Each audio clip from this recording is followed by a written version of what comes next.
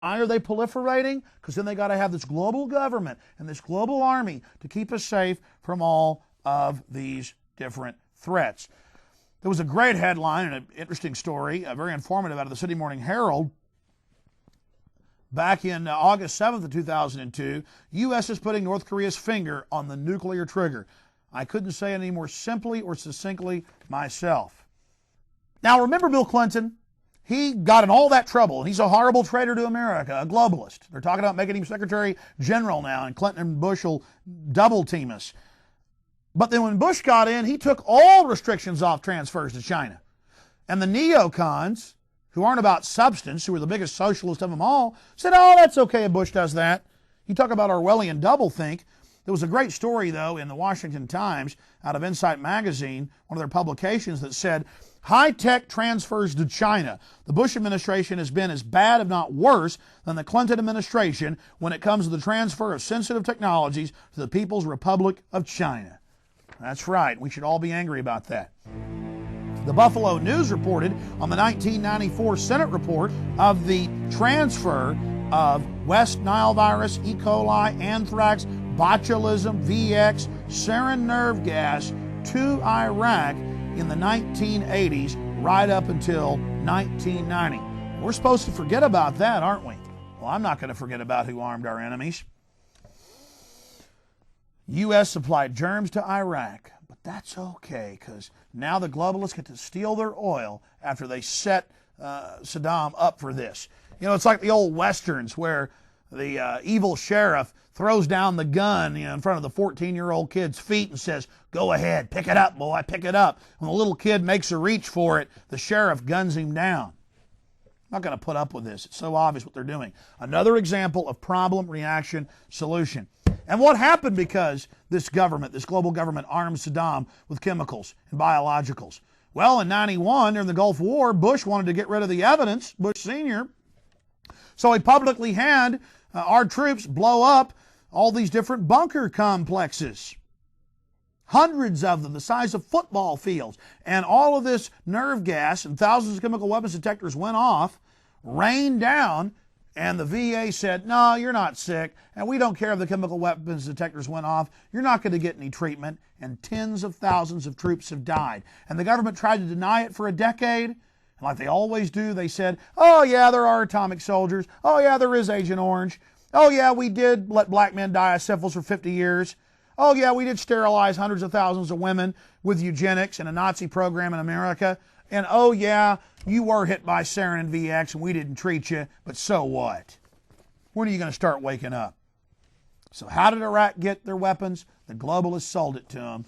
And then our own government blew the stuff up and let our troops breathe it. But supposedly supporting the troops now means that you don't give them any treatment when they've been injured in battle. Why couldn't they treat them? Because people bring up the fact that Saddam got these weapons from our own government, and our government had our troops blow up the evidence and then breathe it.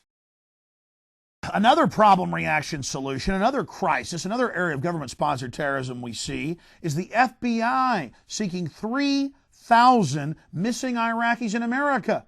Of course, they don't mention in these articles that it was the U.S. government who trained these Iraqis in the 80s when Saddam was our ally, brought them back in after the Gulf War under Bush and under Clinton, and that, yes, these Iraqis were involved on the scene at Oklahoma City. No, they want to be able to use that story whenever it suits them to claim that Saddam has Iraqis here, these terror cells, attacking us.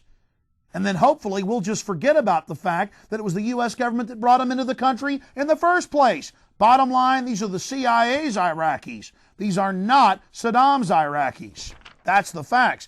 In fact, you can go back to a 1993 Los Angeles Times article, headline, Iraq POWs paid to resettle in U.S., lawmakers protest. Or another article back in 93 where congressmen, 80 plus of them, warned the people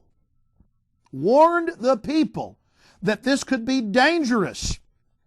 Resettling Iraqi POWs in U.S. criticized. Lawmakers urged Clinton to end potentially dangerous.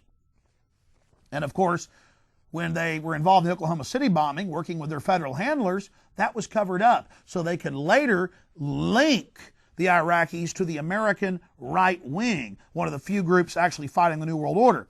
And years ago, I predicted they would do just that because it was clear the frame-up they were setting up. Did you know that police, good FBI, actually arrested 5 members of the Iraqi Republican Guard right after the Oklahoma City bombing? They had surveillance camera tapes with the Iraqis on video with McVeigh outside. But again, they were all just patsies and decoys. The feds were inside planning the bombs, and witnesses saw them doing it. Clinton then ordered the FBI to release these Iraqis. Think about that. And they have the surveillance tape of them doing it.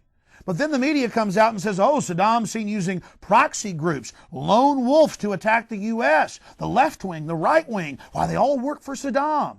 And now they can use the enemy combatant designation against the American people and strip us of our rights by creating this tenuous link.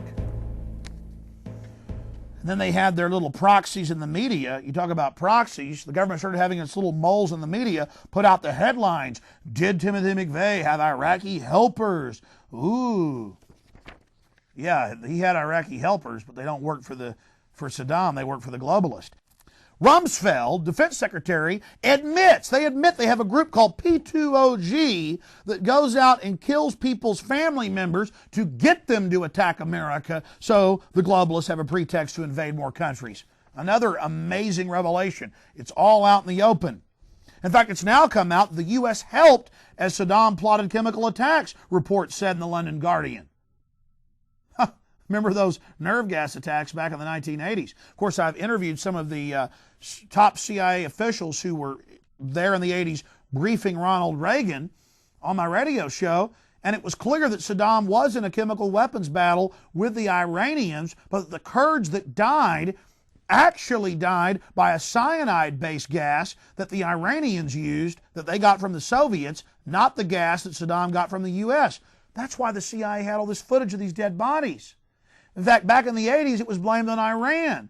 But again, using doublethink, later it's blamed on Saddam. It's incredible.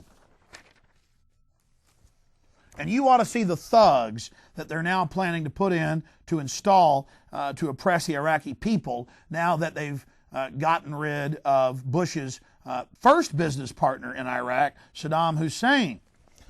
Shifting gears, remember earlier I mentioned that it's not just the Germans controlling the neo-Nazi groups or the British blowing up their own buildings to set up a police state and blaming on their political enemies. There were a lot of articles in 2002 and 2003 in Haaretz, UPI, Reuters about Mossad, Israeli intelligence in 1973 founding Hamas, and then in 2001 and 2002 arming groups of Palestinians that are in their employ. They were caught red-handed doing this to carry out terrorist attacks so the Israelis have an excuse to expand their settlements and crack down and crush the Palestinians. Again, always look at the motive. In fact, all these mainstream articles were condensed in an amazing story in Media Bypass. But I think the story tells 1,000 words. Mossad exposed in phony Palestinian al-Qaeda caper, and you have this black glove with a lighter marked Mossad with a dynamite tied to the Israeli flag. Again, a picture does tell 1,000 words. And by Mossad carrying that out, they have the pretext to take total control of that entire region. Problem, reaction, solution over and over again.